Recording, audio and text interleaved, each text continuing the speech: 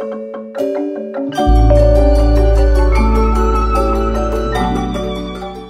Kemenku Korpu, Konco BDK, Assalamualaikum warahmatullahi wabarakatuh. Pada kesempatan ini, saya membawa seorang tamu istimewa. Tokoh yang tidak asing lagi di Kementerian Keuangan, khususnya di Badan Pendidikan dan Pelatihan Keuangan. Mari kita bertemu dengan beliau. Assalamualaikum Pak Unggul. Waalaikumsalam warahmatullahi wabarakatuh. Ya, bagaimana kabarnya Bapak? Alhamdulillah baik Bu Ani. Semoga Bu Ani dan teman-teman baik juga dengan keluarga. Amin, amin. Matur suwun Pak Unggul. Ya, Konco BDK, tanpa terasa ternyata Pak Unggul ini sudah memasuki masa purna tugas. Saya rasa menjadi sebuah hal yang mengejutkan sepertinya ya Pak ya. Ternyata 29,5 tahun telah terlampaui ya Pak. Pak Unggul, kami dari BPPK, terutama saya yang bersama dengan Pak Unggul sekitar 2 tahun ini, melihat Pak Unggul ini adalah sebagai seorang pemimpin yang luar biasa. Memimpin BDK Jogja dengan sangat nyaman, tetapi tujuan kita tetap tercapai. Nah, Pak Unggul, menurut Pak Unggul, Bapak sendiri sebagai UKR itu seperti apa sih Pak, sosok UKR menurut Bapak? Ya, terima kasih Bu Ani. Yang pertama dulu dari Bu Ani. Jadi memang tanpa terasa Bu Ani, saya sudah 29 tahun setengah, bahkan mendekati 30 tahun mengabdi di BPPK. Jadi memang waktu ini relatif nih, tanpa terasa bergulir sangat cepat, ternyata sudah mendekati ujung akhir penugasan di BPPK. Dan justru di akhir penugasan ini saya merasa malah speed dan semangatnya lebih tinggi daripada saya waktu masih umur 28 atau 9 tahun malah. Karena kebetulan di akhir periode ini kan banyak banget kegiatan yang momentumnya justru di periode penugasan ini. Jadi terkait dengan asistensi learning organisasi, kemudian terkait dengan penilaian LO sebagai unit sampel, kemudian juga terkait dengan renovasi asrama. Ini kami juga ikut memantau di PID-nya, termasuk juga terkait dengan inovasi. Jadi kemarin bulan BDK Yogyakarta juga mengikuti final kompetisi inovasi Kementerian Keuangan, jadi juga harus fokus itu, dan banyak kegiatan lain yang juga melibatkan teman-teman di Jogja yang memang membuat saya merasa tetap muda dan semangat. Itu Pak. Luar biasa Pak Unggul ya. Jadi justru di akhir ini banyak momen yang membuat Pak Unggul sangat termotivasi gitu ya Pak ya. Nah, kemudian bagaimana Pak Bapak memimpin BDK Jogja dengan segala macam pernik-perniknya tadi Pak? Terima kasih Bu Ani dan Sobat BDK Jogja. Jadi berbicara tentang pimpinan Bu Ani. Nah, kalau menurut saya sih pimpinan ada kata kunci nih, keberhasilan untuk seorang bisa memimpin dan memanajeri suatu unit dengan baik. Barangkali ini juga sering disampaikan oleh para motivator ataupun mungkin para narasumber terkait leadership. Menurut saya sih ada 3 hal, sebenarnya banyak hal sih Ibu, tapi menurut saya ada 3 yang kunci, yaitu terkait dengan soliditas organisasi solid di dalam kerja, kemudian tentu saja sinergi dari berbagai latar belakang, berbagai basic, energi ini berkumpul menjadi satu sinergi, kekuatan yang dasar, dan yang juga sering disampaikan orang adalah kerjasama tim. Ini juga tidak boleh dilupakan dalam seorang pemimpin mengelola organisasi. Karena sekali lagi saya selalu yakin bahwa seorang pemimpin tidak bakal berhasil kalau dia bekerja sendiri. Pasti banyak support, dukungan yang diperlukan dari para anggota organisasi. Baik, jadi 3 unsur penting ya Pak ya untuk memegang atau menghandle sebuah organisasi, yaitu soliditas, sinergi, dan kerjasama ya di antara para pegawainya. Gitu ya, Pak. Dan saya tambahin Bu Ani. Boleh Pak. Dan satu hal lagi Bu, mungkin barangkali karena karakter saya itu orang bilang saya itu nggak bisa marah Bu. Saya itu memang betul. Ini Bu ya, menurut saya itu perlu ya. Bagaimana kita membuat suasana kondusif dan nyaman di dalam bekerja. Jadi jangan salah juga Bu Ani dan teman-teman. Saya juga kadang-kadang merasa nggak puas misalnya, merasa tidak suka ya dalam tanda petik dengan katakan lagi tidak banyak ya dalam beberapa hal saya kadang juga merasa nggak puas ya tetap saya dengan suasana membuat suasananya tetap kondusif dan nyaman saya ngobrol agar tujuannya tadi bisa tercapai sesuai target bahkan melebihi dari target dan alhamdulillah selama di PDK Yogyakarta teman-teman bekerja melebihi ekspektasi saya itu luar biasa. Terima kasih Pak. Tepuk tangan dong buat PDK Jogja ya Sobat Minggu Korbu. Jadi sebenarnya ada loh pemimpin yang sebenarnya nggak puas nih, tapi ternyata itu dipendam gitu ya. Contohnya Pak Unggul.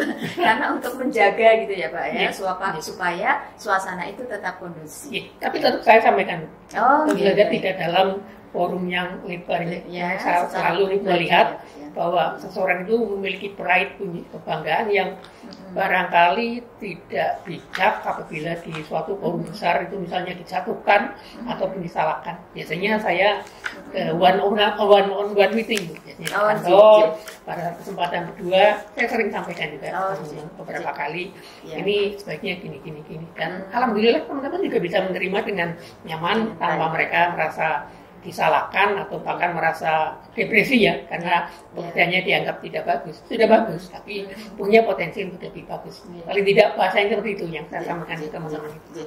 Pak Unggul, satu lagi Pak, saya pernah ngobrol gitu dengan teman-teman ya Pak. Salah satu yang disampaikan teman-teman itu adalah Pak Unggul itu pimpinan tempat bertanya yang memberikan solusi. Pimpinan yang hadir secara penuh gitu ya, tidak sekedar tunjuk tangan gitu, tetapi ikut hadir dalam setiap kegiatan di teman-teman pelaksana. Saya juga merasakan demikian Pak Unggul. Menurut Pak Unggul gimana Pak? Apakah memang ini filosofi Pak Unggul gitu ya bahwa seorang pemimpin itu bukan hanya ing ngarsa tulodo gitu ya, tetapi juga ing madya mangun karsa Mbak Menawi ya Pak gitu. Atau justru tuturi handayani atau ada filosofi lain. Teman-teman, Pak Unggul ini ahli bahasa Jawa ya, jadi saya nggak berani mengulik banyak. Silakan Pak Unggul. Matur nuwun Bu Ani. Ini kebetulan kan almarhum bapak saya itu guru bahasa Jawa. Jadi memang filosofi, petuah, nasihat Jawa ini meresap, melekat di saya sejak saya masih kecil. Jadi ada satu patah filosofi Jawa yang saya ingat sampai saat ini itu yang namanya manjing ajur ajer itu. Manjing ajur ajer gitu. Itu yang pernah saya dengar dari orang tua saya, mungkin juga dari beberapa sesepuh sering juga menyampaikan tentang konsep manjing ajur ajer ini. Jadi manjing ini kalau didefinisikan secara terpisah ini maknanya adalah menghadirkan diri secara penuh ketika menjalani suatu aktivitas. Jadi mancing bunyi. Jadi itu ya barangkali yang tadi Bu Ani sampaikan. Saya selalu mencoba dengan segenap upaya untuk selalu hadir di dalam semua lini penugasan.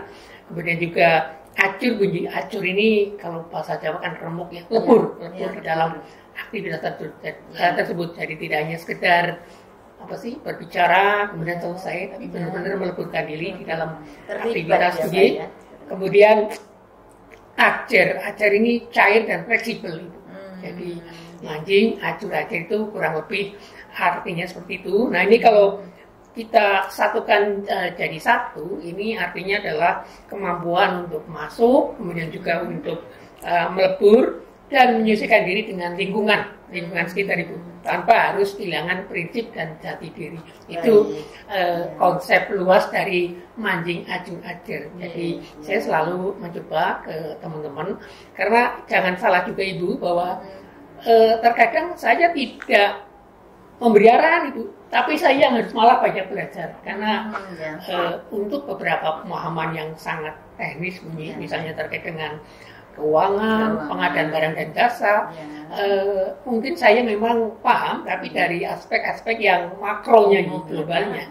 Tapi begitu masuk teknis, saya pasti harus banyak belajar. Jadi manjing ajur ajar ini menurut saya juga konteksnya sangat pas dengan yang tadi Ibu. Jadi kita melebur, untuk kita juga meningkatkan kapasitas diri kita. Karena kita bisa lebur, bisa cair, tentu saja teman-teman juga akan sangat-sangat responsif apabila misalnya saya meminta arahan, masukan terkait dengan beberapa hal, khususnya beberapa hal yang menurut saya juga masih perlu peningkatan kapasitas yang tinggi. Begitu Bu, mancing ngajur ajar. Jadi kalau dalam bahasa sekarang mungkin bisa dijadikan dalam satu kata barangkali adaptif nih, menyesuaikan diri dengan totalitas. Bahkan ada prinsip belajar sosial tadi Pak.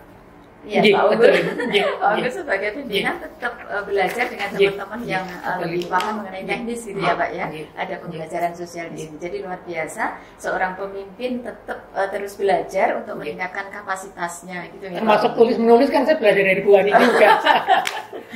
Saling belajar gitu. Bagaimana membuat tulisan ini crispy gitu.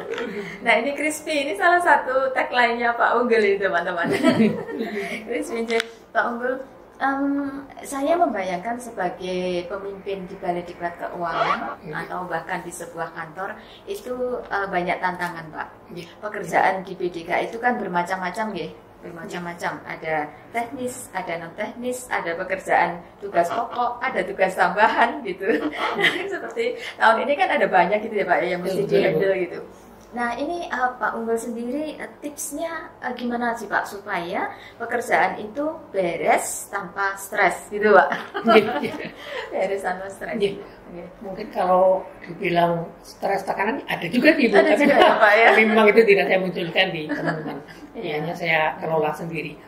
Jadi memang ini Bu, ada satu hal yang saya selalu mencoba merubah mindset teman-teman. Jadi kalau teman-teman menyampaikan masalah, saya biasanya alihkan dalam bahasa yang lain, tantangan. Karena sekali lagi pada saat kita bekerja di suatu unit, di manapun, pasti akan ada masalah atau dalam bahasa saya adalah tantangan. Karena justru disitulah kita bekerja. Kalau tidak ada masalah, tidak ada tantangan ya kita nggak bekerja. Tapi karena aja gitu ya Pak ya. Nah, karena ada tantangan itulah makanya kita bekerja. Dan ada satu hal yang mungkin tadi juga sempat disampaikan oleh Bu Ani tentang menyenangkan tadi Bu Indi. Saya selalu mencatat, menanamkan dalam diri saya bahwa bekerja itu menyenangkan.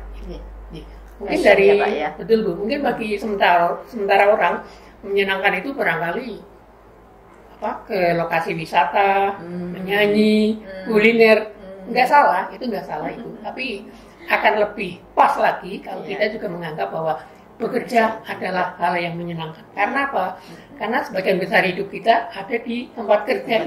Jadi ada 1 minggu, 5 hari kita berada di tempat kerja. Jadi kalau itu dianggap tidak menyenangkan atau menjadi beban, pasti hidup kita akan berat, tidak nyaman dan penuh beban. Jadi itu sih Bu. Jadi saya selalu menganggap bahwa bekerja itu menyenangkan. Seberapapun kuatnya tantangan tersebut, saya selalu enjoy untuk mencoba menyelesaikan itu. Karena satu juga prinsipnya bahwa kita tidak sendiri di kantor. Jadi kalau saya merasakan pusingan yang tinggi, saya bisa berbagi dengan yang lain, dengan teman lain, bisa diskusi untuk mengurai tantangan tadi menjadi solusi yang bermanfaat bagi organisasi. Jadi kurang lebih itu sih Bu Ani. Setuju Pak Unggul. Saya juga hampir sama Pak Unggul, prinsipnya bekerja dengan hati gitu ya. Bekerja dengan hati, berkarya dengan cinta. Gitu Pak Unggul. Jadi saya rasa luar biasa bagaimana seorang UKR gitu ya, seorang UKR memimpin BDK Yogyakarta terakhir. Sebenarnya pengalaman beliau banyak sekali gitu ya, 29,5 tahun telah melanglang buana di BPPK, di Pusdiklat, di BDK, di Setban begitu ya Pak ya. Dan ini adalah bagian kecil dari pengalaman beliau ketika memimpin BDK Yogyakarta. Saya rasa ini akan sangat bermanfaat Pak Unggul. Terima kasih, dan saya mungkin mewakili teman-teman memberikan apresiasi untuk Pak Unggul atas kepemimpinan yang luar biasa. Saya pribadi merasakan itu Pak. Jadi kerja itu semangat, itu karena dihargai gitu Pak. Menurut saya. Ketika Pak Unggul menanyakan, Bu Ani kalau ini gimana ya? Kalau ini nanti apa nih langkah kita? Apa nih? Ini kan salah satu bentuk penghargaan. Gitu ya, Pak. Jadi insya Allah dengan itu ternyata kita bisa bersama-sama ya Pak ya, mencapai banyak prestasi insya Allah. Amin. Pak Unggul nuwun sewu, ini sudah istirahat, saya izin dulu. Boleh nanti soal lagi ya Pak ya? Nanti kita sambung lagi Pak. Terima kasih Pak Unggul. Assalamualaikum. Assalamualaikum.